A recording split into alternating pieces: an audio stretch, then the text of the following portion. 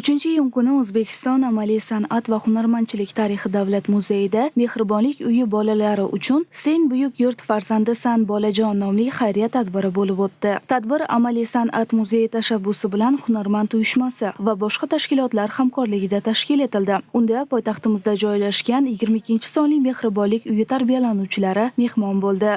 Xayriya tadbirining maqsadi bolajonlarni xalqimizning boy madaniy tarixiy merosi, ayniqsa amaliy san'at namunalari bilan yaqindan tanishtirishga qaratilgan. Ular tadbir davomida nafaqat muzey eksponatlari bilan tanishdilar, balki o'z qo'llari bilan amaliy san'at buyumlarini ham yasadilar.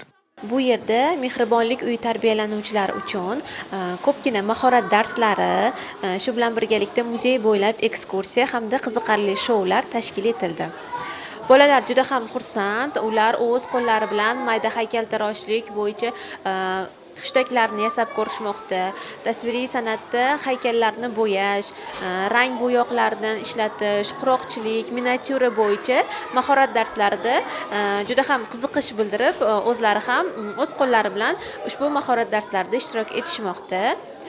Bunday xayriya tadbirlarini o'tkazishdan ko'zlangan asosiy maqsad mana shu bolalarga bo'lgan mehr-muhabbat, ularda madaniy merosga, hunarmandchiligimizga bo'lgan e'tiborni, muhabbatni yanada kuchaytirishdan iboratdir. Bolajonlar sovun ko'pikchalari shousida ishtirok etdi. Shuningdek, miniatyura, mayda haykaltaroshlik, tasviriy san'at, abri bahor san'ati hamda quroqchilik kabi yo'nalishlarda tashkil etilgan mahorat darslarida o'zlarini sinab ko'rishdi.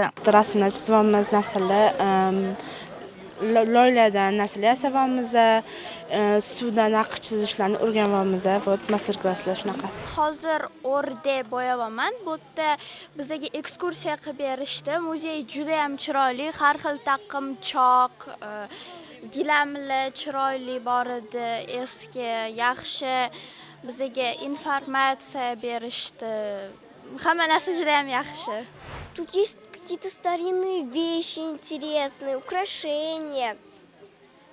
Еще тут есть какие-то ковры, и нам это объясняли. Я сейчас сделаю утку, мне тут понравилось. Tadbir yakunida bolalarga esdalik sovg'alari va rag'batlantiruvchi mukofotlar taqdim etildi.